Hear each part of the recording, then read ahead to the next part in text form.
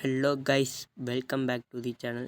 நம்ம இன்னைக்கு டீம் இந்தியாவோட ஒவ்வொரு ஐசிசி டோர்னமெண்ட் எப்படி பர்ஃபார்ம் பண்ணாங்கங்கிறத பார்க்க போகிறோம். ஸோ ஸ்டார்டிங் ஃப்ரம் நம்ம 2014 பார்க்கலாம்.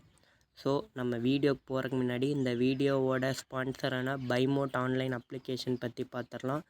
ஸோ பைமோட் ஆன்லைன் அப்ளிகேஷன் ஒரு சிம்பிளான online mobile application like Amazon, Flipkart நம்ம இப்போ ரீசெண்ட் டைமில் அதிகமாக யூஸ் பண்ணுற மாதிரி. ஸோ இது பைமோட் எப்படின்னு பார்த்தீங்கன்னா, நமக்கு தேவையான க்ரோசரிஸ் எல்லாம் அதில் இருக்கும். நம்ம ஈஸியாக மெனுவில் டிஸ்பிளேயில் நம்ம ஃபோன் டிஸ்பிளேயில் பார்த்து க்ரோசரிஸ் ஆர்டர் பண்ணோம்னா நம்ம வீட்டுக்கே ஹோம் டெலிவரி பண்ணிடுவாங்க.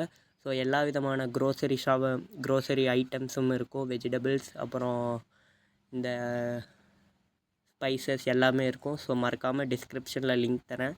எல்லாருமே மறக்காமல் பைமோட் அப்ளிகேஷனை யூஸ் பண்ணி பாருங்கள். ஸோ அதர் இ-காமர்ஸ் வெப்சைட்டை கம்பேர் பண்ணுறப்ப இங்கே அமௌண்ட் கொஞ்சம் கன்சிடரபிள் அண்டு லெஸ்ஸாகவும் இருக்கும். ஸோ எல்லாருமே மறக்காமல் லிங்க்கை யூஸ் பண்ணி பைமோட் அப்ளிகேஷனை யூஸ் பண்ணி பாருங்கள். வாங்க நம்ம வீடியோக்குள்ளே போயிடலாம். So starting from 2014. So 2013 champions trophy நம்ம ஜெயித்ததுக்கப்புறம் அடுத்து 2014 T20 வேர்ல்டு கப் நடக்குது. ஸோ ஸ்ரீலங்காவில் T20 வேர்ல்டு கப் நடந்ததில் இந்தியா ஃபைனல் போகிறாங்க. ஸோ ஃபைனலில் பார்த்திங்கன்னா நம்ம ஸ்ரீலங்கா கிட்ட டிஃபீட் ஆகிறோம். ஸோ ஸ்ரீலங்கா அந்த வருஷம் நல்ல பர்ஃபார்மன்ஸ் பண்ணாங்க. இந்தியா ஒரு 140 அரௌண்ட் 140 டோட்டலில் ரெஸ்ட்ரிக்ட் பண்ணி அந்த டார்கெட்டை சேஸ் டவுன் பண்ணி அந்த வருஷம் T20 சாம்பியன்ஸாக ஆனாங்க. ஸோ ஃபஸ்ட்டு ஹார்ட் பிரேக் அங்கேருந்து தான் இந்தியாவுக்கு அடுத்து 2015 ODI வேர்ல்டு கப். ஸோ ஆஸ்திரேலியாவில் நடக்குது. இந்தியா குரூப் ஸ்டேஜில், அதாவது அன்டிஃபீட்டாக செமிஃபைனல் போகிறாங்க. ஹோம் டீம் ஆஸ்திரேலியா கிட்ட செமிஃபைனலில் தோக்குறாங்க.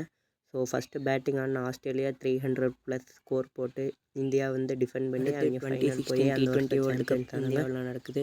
ஸோ அதில் நம்ம செமிஸில் மும்பையில் வான்கடே ஸ்டேடியத்தில் ஃபஸ்ட்டு பேட்டிங் ஆடி தோக்குறோம். பிகாஸ் அங்கே சேசிங் ஈஸியாக பண்ணலாம்.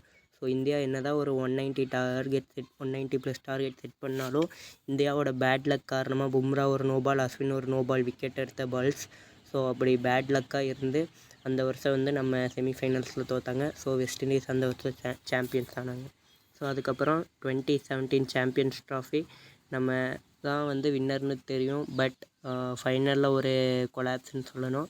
பாகிஸ்தானோட ஒரு 300+ ரன் அவங்க ஸ்கோர் பண்ணிடுவாங்க. ஸோ அதை டிஃபெண்ட் பண்ணி அவங்க 2017 சாம்பியன்ஸ் ஆவாங்க. ஸோ அதுலேயும் ஒரு நோபால் விக்கெட் அவுட் ஆகிருப்பாங்க. ஸோ அந்த நோபால் இல்லைன்னா நம்ம கப் அடிச்சிருக்கலாம். ஸோ அடுத்து 2019 வேர்ல்டு கப். இந்த டைம் நியூசிலாண்டோட நம்ம செமிஃபைனலில் வெளியில் வரோம். ஸோ எல்லாத்துக்குமே தெரியும் அந்த தோனியோட ரன் அவுட் அண்டு ஜடேஜாவோட கஷ்டப்பட்டான அந்த சிங்கிள் இன்னிங்ஸ். அந்த தோனி அவுட் ஆனப்பெல்லாம் நானே அழுதுட்டேன். ஸோ அதெல்லாம் ஒரு மறக்க முடியாத ஒரு சேடஸ்டாக day for Indian cricket fans. So அதுக்கடுத்து பார்த்திங்கன்னா அதோட இந்தியாவோட ஹார்ட் பிரேக் ஸ்டாப் ஆகல, மீண்டும் கண்டினியூ ஆச்சு. 2021 வேர்ல்டு டெஸ்ட் சாம்பியன்ஷிப்பில் நியூசிலாந்து கிட்ட தோக்குறோம். அதுவுமே க்ளோஸாக இல்லை கொஞ்சம். ஸோ நெக்ஸ்ட் இயர் 2022 மட்டும் ஆஸ்திரேலியாவில் T20 மாதிரியே ஹார்ட் பிரேக் கண்டினியூ ஆச்சு. நம்ம செமிஸில் தோக்குறோம். அது ஒரு one side game. Because England ஈஸியாக 160 டார்கெட்டை சேஸ் பண்ணி ஃபைனல் போய் சாம்பியன்ஸ் ஆனாங்க. ஸோ அதுக்கடுத்து 2023 world test championship. So Australia அங்கே சிங்கிள் ஹேண்டில் டாமினேட் பண்ணி இந்தியாவை 250 ரன்ஸ் வித்தியாசத்தில் தோக்கடிக்கிறாங்க. ஸோ அடுத்து 2023 வேர்ல்டு கப். ஸோ லீக் ஸ்டேஜில் என்ன தான் எல்லா மேட்சும் ஜெயிச்சு ஃபைனல் போயிருந்தாலும், favourite to win the world கப்பாக இருந்தாலும் ஃபைனல்ஸில் ஆஸ்திரேலியா ஸோ ஸ்டோரியை மாற்றி எழுதுகிறாங்க. ஸோ அவங்க சொன்ன மாதிரியே 1 லேக் இந்தியன் 2024 வேர்ல்டு கப் வச்சாங்க. ஸோ 2024 வேர்ல்டு கப் அது T20 வேர்ல்டு கப் யூஎஸ்ஏல நடக்குது. ஸோ அங்கே இந்தியா ஆஸ்திரேலியாவை செமிஃபைனல் டிஃபீட் பண்ணி சவுத் ஆஃப்ரிக்காவை ஃபைனலில் மீட் பண்ணுறாங்க. ஸோ அங்கேயுமே ஒரு டிஃபீட்டுன்னு தான் நினச்சாங்க. பிகாஸ் ஹென்ரி கிளாஸ்ன்னு அந்த மில்லர் இந்தியா கிட்டேருந்து கேமை ஈஸியாக எடுத்துகிட்டு போயிட்டாங்கன்னு சொல்லணும். ஸோ ஹர்திக் கிளாஸனோட விக்கெட் எடுக்கிறாங்க. அப்புறம் இந்தியா கம்பேக் பண்ணி ஒரு நல்ல கடைசியில் ஒரு பவுலிங் ரெஸ்ட்ரிக்ட் பண்ணாங்க. ஸோ 30 ரன்ஸ் 30 பால் இருக்கிறப்ப.